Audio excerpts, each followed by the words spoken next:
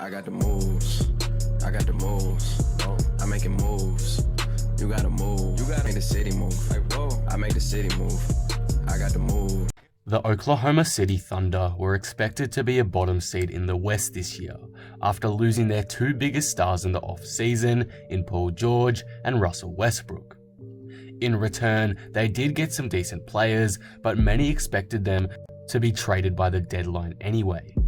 However, that idea is becoming less and less likely, as so far this season, OKC has played quite well and are currently in the playoff picture in the 7th seed.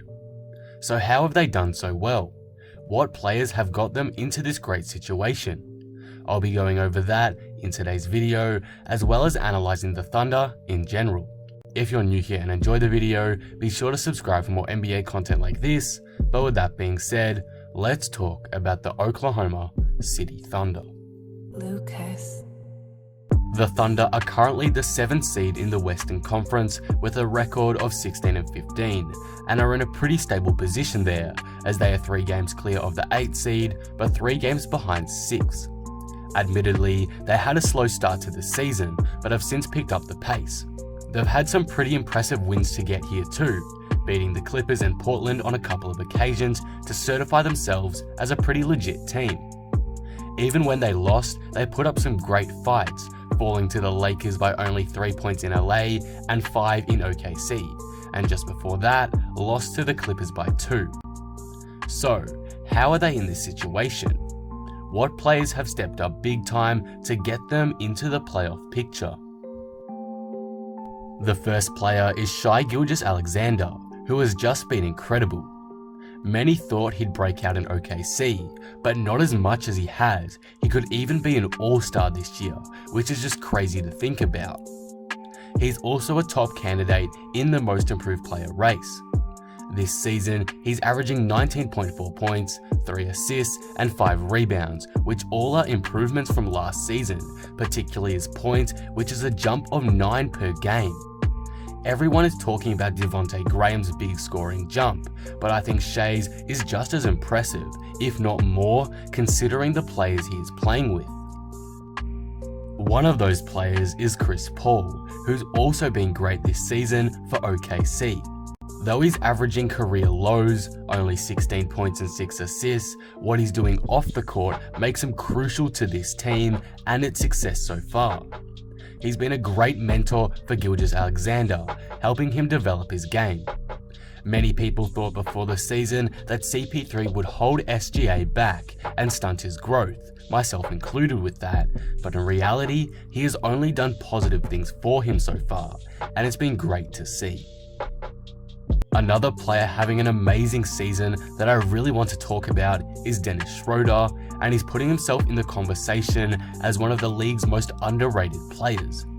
He's averaging 18.4 points and 4 assists on good efficiency and has now put himself in the conversation as well for the 6th Man of the Year. This idea of him being a 6th Man of the Year awardee really all started just recently, as in his last 10 games, he's been averaging over 23 points per game off the bench. If I'm being honest, Schroder is the main reason why I wanted to make this video. His play this season has been going too far under the radar. It's ridiculous. I really want to shine a light on him. If it wasn't for Lou Will, he'd be my pick for the 6th Man of the Year, and I really hope people start talking about him more. He's been nothing but great for OKC. He's been clutch, his stats are great, averaging close to 20 a game, and looks like a future perennial all-star at this rate. Danilo Gallinari has been another good player for the Thunder this season. He's been a great scoring contributor for them, with averages of 18 and 5, and has also been an above-average shooter from downtown, close to 40% from 3. His shooting skill and ability to go out and get you a bucket has been key to the Thunder's success so far this season. And the final guy I want to talk about is Steven Adams. Though he's having a bit of a down year stats wise, he's doing everything you'd want in a player that doesn't show up in the stat sheet. The screens, leadership, etc. that he's been showing so far this season has been instrumental and has played a massive factor in the success of this team. Adams has been great for OKC, though the stats may not show it. Adams is a player every team wants, and he's doing all the little things for Oklahoma. Those are the players I believe are contributing the most for the OKC Thunder and have played the biggest roles in getting them into this position. Overall, OKC's starting lineup is really solid, and their bench has been fun to watch too.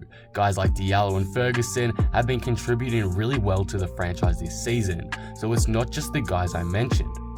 But to me, they've been the main guys. Without them, the situation they are in is a lot less likely to happen. But with that said, can they keep it up? Yes, they can in my opinion, and they should hold on to this 7th seed for the rest of the season, bar any unforeseen events like injuries or even trades.